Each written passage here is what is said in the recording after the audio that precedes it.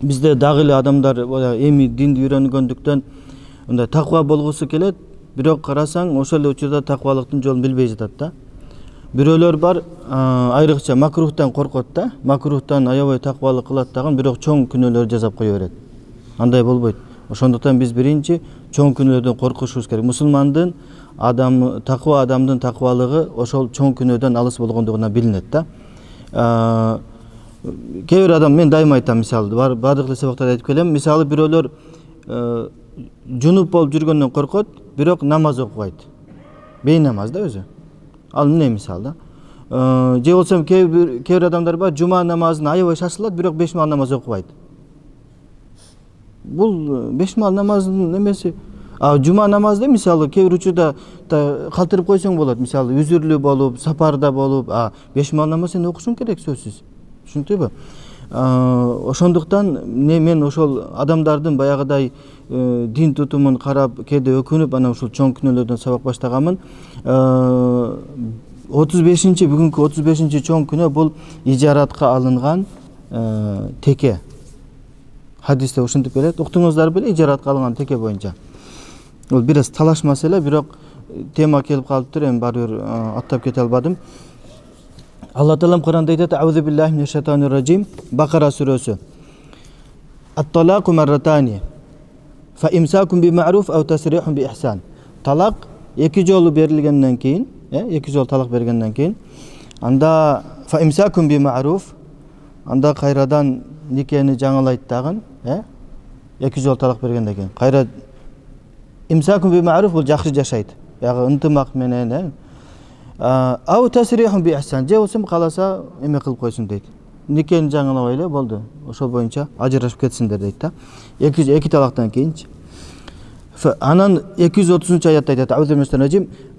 Ал биринчи аят 229-дун уландысы бар. Аны эме кылбадым. Андан кийин 230-чу аят: "Фа ин талакаха фала тахилlu лаху ми ба'ду хатта андика азавж гайра". Эгерде 3-чү жол дагы бир талак бере турган болсо, 3-чү талакта, анда ал аялы күйөөсүнө арам болуп калат. Түшүнүктүбү? 3 талактан кийин арам болот. Баарыбыз билебиз муну. Арам болот. Качан адал болот? Ал аял башка бирөөгө турмушка чыгыш керек, аны менен жашаш керек. Анан эгер ошо менен жашап, мисалы 5 жыл, 10 жыл жашап, 20 жыл жашап, андан кийин аны менен ажырашып кетип, анан иддасы бүтүп, кайрадан аны биринчи күйөөнө кайтса, анда болот. Fa in talaqaha fala junaha alayhima ay yataraja in dhanna ay yuqima hududallah. Бул баягы экинчи күйөө менен жашап, анан ажырашып кетсе, анан кайрадан алар баягыдай in dhanna ay yuqima hududallah. Эгерде алар ошол эки жубай кайрадан ошол Алланын шариаты менен, дин шариаты менен жашайбыз деген максатта кайра никеге турушса болот дейт. Түшүнүктүбү? Ошол бул баары түшүнүк болду буга чейин, Ошол жерден бизде мындай болот да. Кээ бир адамдар бар, 3 талак бергенден кийин болду, арам болду десең, ал эмне? Фиктивный, орусча айткандачы, жалган түрдө нике кыйылат. Бая бизде документти алдайттыр го, мыйзамды алдайттыр го кээ бир адамдар. Мыйзамдан качып эки түрлүү договор жасап, анан бухгалтерияда черный, белый бухгалтерия деп, вот ошондо деле, ушундай кылышат да. Бул мусулманга жатпайт. Бул жөөттөрдүн кылыгы. Мусулман киши Алланын шариатын алдаганга болбойт. Түшүнүктүбү? Анан кээ бир адамдар эмне кылат? Ал экөөнө 3 талак болду да, ажырашыш керек. Бүтү нике кайра кыйылбайт. Ал эмне кылат? Башка бир досун алып келет, таанышын алып келет дагы. Аялыма сени нике кыябыз дагы, сен ал менен жатпайсың. Анан жөн эле мындай эле алдым бердим деп, анан эртеси кайрадан талагын бересиң, мен кайра. Бул болбойт. Ушуну Пейгамбар саллаллаху алейхи ва саллям ат-тайсил мустаар деген, ижаратка алынган теке деген. Түшүнүктүбү? Аябай чоң күнөө. Мына ушунда адамдын таквалыгын текшерсек болот. Эгер бир молдо аябай таква экенин билгиңер келсе, ошол молдого барып сураш керек. Ошол 3 талактан кийин баягыдай не халала деп коет биздин тилдечи. Халалага кандай дейсиз? Эгер халала боло берет десе, ал таквага жатпайт. Макулбу? Демек, бул халала кылганда, ижаратка алынганда, бунун максаты эмне? Эмне үчүн бул болбойт? Себеби аятта келген маселе бул жашайм деген максатта неме кылса болот. Акылбы? нике кыйылганда кийинки экинчи күйөөсүнөчү ал жашоо максатында нике кыйылыш керек. Биринчи күйөөсүнө адалдаштыруу эмес. Өтө маанилүү маселе да. Жашайбыз деген максатта неме кылыш керек да. Анан тилекке каршы ушул оюн аркылуу мына бул мындай эле ойногон сыяктуу болот да. Шарият менен ойнойт да. Мындай никеде мисалы нике деле аталбайт. Бул эми бизде мындай как неме кылып кое берейин. Той деле жок, жарыя деле жок, жашыруун кылышат. Эч кимге айтпа, эч ким билбесин деп. Эч кандай баягыдай сеп деген болбойт, көшөгө, анан белек, анда той кылбайт, баарын жашыруу кылышат. Бул аялды мындай кордогон болуп калат да. Биз мусулмандар Пайгамбар саллаллаху алейхи вассалам жан берип жатып не деди? Истаусу бин ниса хайран. Аялдарга жакшы мамиле кылгыла. Менин осуятым, менин керезим аялдарга жакшы мамиле кылгыла деп атат. Алар силердин колуңарда бир туткун сыяктуу дейт. Деп биз пайгамбарыбыздын керезин, осуятын аткарбай биз эмне кайра кордоп атабыз да аялды. Аял затынчы. Эч ким муну каалабайт. Эми эч кимдин башы болсо келбесин бул маселечи, бирок мындай кордогон болбойт да. Кантип сен мисалы бирөөнүн аялын башка бирөөгө 1-2 минутка, жарым саатка, 1 күнгө, 1 түнгө никесин кыйып бересиң. Ошондой Алланын каарын келтирген күнөөлөрдү жасап туруп, анан ушул абалга келген ошодон болот да биздин мына ушундай бир кордукта жашап калганыбызчы. Атыбыз эле мусулман болуп калды да. Тилекке каршы. Бул жерде Абдулла бин Мас'уд радиаллаху анху айтат, Пайгамбар саллаллаху алейхи вассалам айтты дейт. Абдулла бин Мас'уд айтат. Кала ла'ана Расулуллахи саллаллаху алейхи вассалам ал-мухаллил вал-мухаллал лаху дейт. Алланын элчиси ошол кыргызча биздин тилде айтканда халала адалдаштырган эркекти баягы ижаратка алынган текени. Жана ошондой эле ошол үчүн адалдаштырылган эркекти дагы экөөнү баягы башкача айтканда убактылуу күйөөсүн, анан өзүнүн биринчи күйөөсүн экөөнү тең Пайгамбар саллаллаху алейхи вассалам каргады дейт. Биз дин тутууда ошондой Алла Таала каргайт, пайгамбар каргайт деген күнөөдөн токтолушубуз керек да ошол заматтачы. Дагы бир хадисте Уқба бин Амр айтат. Кала Расулуллах саллаллаху алейхи вассалам: "Ала ухбирукум би тайсил мустаар" дейт. Ижаратка алынган текени силерге айтып берейинби дейт. Дегенде не дейт? Калу бала я Расулуллах. Айтыңыз деди. Дегенде хуал мухаллил ла'аналлаху ал мухаллил вал мухаллал лаху дейт. Бул баягы адалдаштырган эркек дейт. Түшүнүктүбү? Алла Таалам дейт. Пайгамбар саллаллаху алейхи вассалам айтат, Алла Таала ошол адалдаштырган, анан адалдаштырылган эркекти экөөнү тең каргады дейт.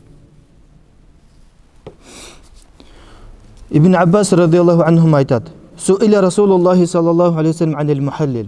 Пайгамбар саллаллаху алейхи вассалам ошол Алланын элчиси ошол халала кылган эркек боюнча суралды дейт. Факала: "Ла никаха илля никаха рагба" дейт.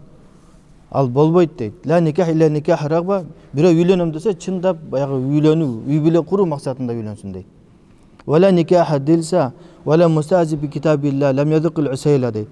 Жана баягыдай алдамчылык максатында да нике болбойт. Анан Алла Тааламдын китебин шылдыңдоо максатында дагы нике кыйган болбойт дейт, никеге турганчы. Бул Пайгамбар саллаллаху алейхи вассалам ачык айкын ошол хадисинде ошол халаланы не деди? Алла Тааланын китебин, Алла Тааламдын аятын, шариятыбызды шылдыңдоо катары айтып атат да. Бул шылдыңдап жатасың дейт. Лам язукил усайла дейт. Бул ошол экөө нике кыйылгандан кийин экөө жатыш керек дейт да төшөктө, түшүнүктүбү? Анан биздеги бул албетте талаш, эми бизде фих маселесинде талаш маселелер көп болот. Бул деле талаш маселе. Кээ биркилер бизде мына Орто Азияда болот деген деле алымдар бар, эски молдолордончу. Бирок алардын немеси, далили мына ушул хадисте келген лам язукил усайла деген ушул сөзгө токтолгонда, алар экөөсү бири-биринин лаззатын татыш керек деген сөзгө токтоп, демек төшөк маселеси болсо боло берет дегенди кылышканда, бирок көпчүлүк алымдар, ислам аламында көпчүлүк алымдар муну болбойт деген. Биз дин туткандачы мындай өтө сапаттуу дин тутканга аракет кылышыбыз керек да. Анан дин тутканда Пайгамбарыбыз саллаллаху алейхи вассалам кандай карманды, Ошол айткан сөзүн өзү кандай амал кылды. Ошондой эле сахабалар, анан табииндер. Сахабалар дагы, табииндер дагы буга баары каршы болушкан да. Макулбу? عن ابن عمر رضي الله عنهما عبد الله بن عمر رضي الله عنهما aytat أن رجلا قال له امرأة تزوجتها أحلها لزوجها لم يأمرني ولم يعلم deydi. Bir kişi kelip aytıptır, men bir ayaldı birinci kүйөөсүнө adaldaштыруу maksatında үйлөнсөм дейт. Ал мага айткан деле жок дейт, буйрук деле берген жок, анан анын кабары деле жок. Мен өзүм мына чын жүрөктөн эле мен ошону уктум дагы, ал мага айткан деле жок, ишарат деле кылган жок, ал мени тааныбайт мисалда. Кабары жок, мен өзүм ошол максатта, тиги адалдоо максатында мен ошон аялына үйлөнсөм, эмне болот дегенде, кала ла, жок, болбойт деди. Көрдүңүзөрбү? Болбойт деди. Себеби сенин максатың аны менен жашоо болсун. Балким жашоо уланып кетет, балким ал 10 жыл, 20 жыл жашап калат, балким ошо менен өмүр сүрөт. Түшүндүңүзбү? Илля никах рагбатен, ошол хадистеги сөздү айтып атат. Бир гана не каалап никеге турсаң макул дейт. Ин ажабат камсакта, эгер алай сага жагып калса, балким сен чогуу жашап кетесиңер. Ва ин карихта фаракта, эгер жакпай калса, анда ажырашып кетесиңер. Ва ин кунна ланаудда хада ала ахди расулилlah sallallahu aleyhi ve sellem сифахан дейт. Караңыздар, biz Peygamber sallallahu aleyhi ve sellem учурунда дейт, ушундай никени биз зина деп түшүнүчүбүз дейт. Биздин түшүнүктө зина катарлы карачубуз дейт да. Убактылуу баягыдай адалдаштыруу никесинчи халаланы. Умар радиаллаху анху, эми сахабалардын немесине келели, пикирлерине бул жөндө. Умар радиаллаху анху айтат, халифат болуп турганда, ла ута би мухаллил ва ла мухаллал лаху илля рajamtuhuma дейт. Эгерде мага дейт, баягы халала кылган эркекти жана анын баягы ошого кылынган, эки эркек, биринчи күйөө, экинчи күйөө деп коелу мындай. Ошол экөөнү алып келсеңер дейт, эгер келе турган болсо мен аларды ташбаранга алам дейт. Көрдүңүзбү? Өтө катуу сөз айткан да. Эми Умар радиаллаху анху барыңыздар билесиздер да, өтө катуу сүйлөгөн. Дагы бир риваятта айтат, илля утия би мухаллил ва ла мухаллала илля рajamtuhuma дейт. Дагы бир айтат, ошол халала кылган эркекти, анан тиги аялды дагы. Башкача айтканда ошо үчөөнү тең мен баарын эмеге ташбаранга алып салам дейт да. Катуу сөз айткан. Баягы немен айттык, Ибн Умардан сурашканда, бул не? Бул зина деп айтты да. Бул демек халала маселеси бул Алла Тааламдын аятын бурмалоо болуп калат. Себеби мына жерде аятты караңыздар. Бакара сүрөсү 229-30 аятта никах деген сөз, хатта танкиха завжан гайраху, бул нике деген сөздү бурмалоого барып жатат да.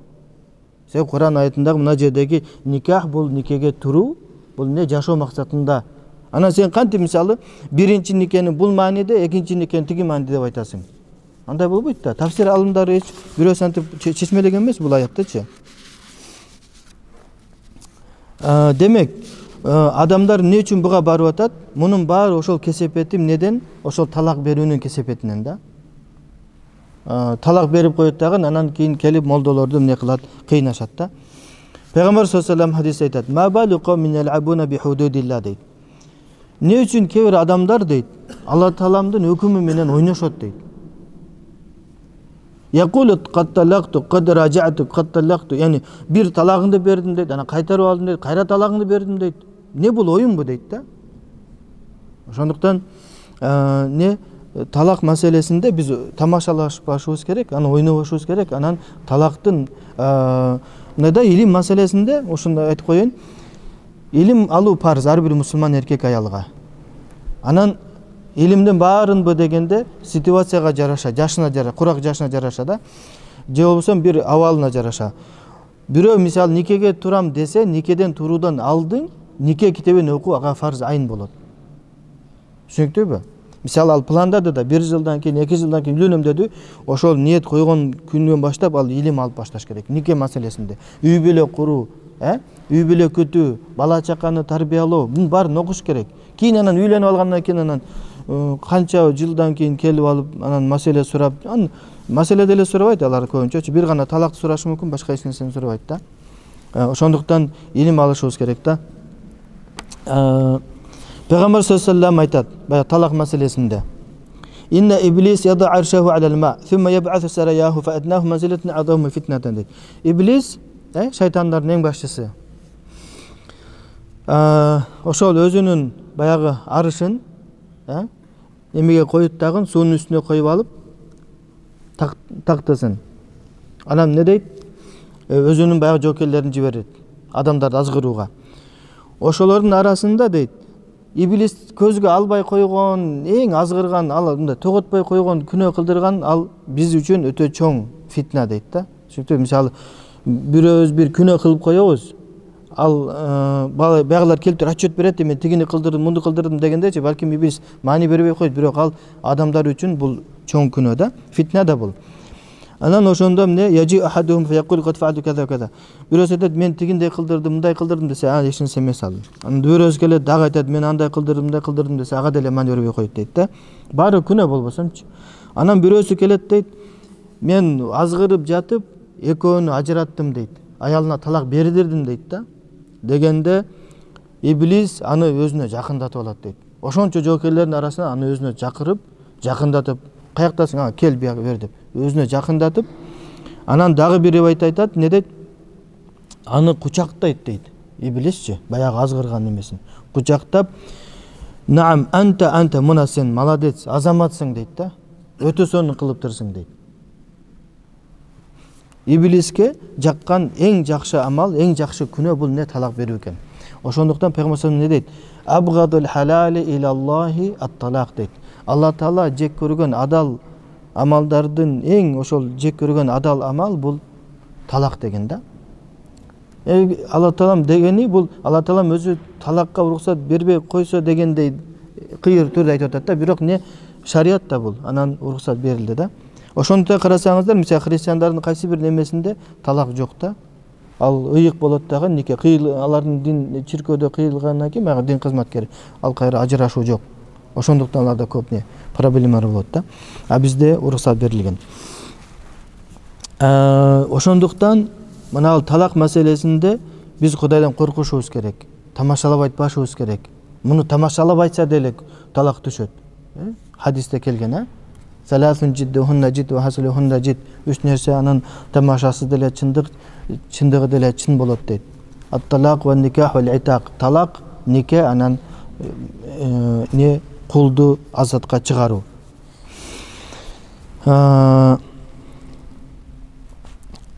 Саид бин Жубайр айтат: "Жаа ражулун ила бин Аббас." Ибн Аббасга бир киши келип не деди? Абдулла бин Аббаска. Факала инни талакту имраати алфан дейт. Мен аялыма 1000 талак бердим дейт. Дегенде амма салат фатухаррим алейким имраатак. 1000 талак бердим дейт. Айтат, үчөөсү бул аялыңды сага арам кылат дейт. Үчөөсү. А калгандары болсо сен үстүңдө бул күнөө болот, сага күнөө жазылат. Ne үчүн? Себеби сен Алла Тааламдын аяттарын мыскылдаганың үчүн дейт. Шылдыңдаганың үчүн дейт. Өтө катуу сөз да.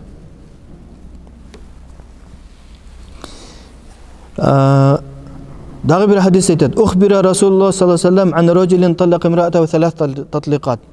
Пейгамбар саллаллаху алейхи ва салламга бир киши аялына 3 талак берилди, бериптир деп кабар жетиптир да. Анан Пейгамбар ошондо аябай кыжыры келип тура калып айтты. Аюла би китабиллахи ва анна байна адхурикум дейт. Не месилер мына жаныңарда турсам дагы Алла Тааламдын китеби менен Куран менен шылдыңдайсыңарбы дейт да. Куран менен ойнойсуңарбы дейт. Мен турам го жаныңарда дейт, араңарда дейт да. Ошондуктан демек талак маселесинде мына ат-талаку марратани Куранда келгенде талак 2 жолу берилет. Деген 2 жолу берилгенден кийин дегени демек талак бир-бирден берилет. Талактын өзүнчө шарттары бар. Тухур таза учурунда бериш керек. Анан бирөө айтат, кыжыры келип, жини келип айтса болобу, талак түшөбү дейт.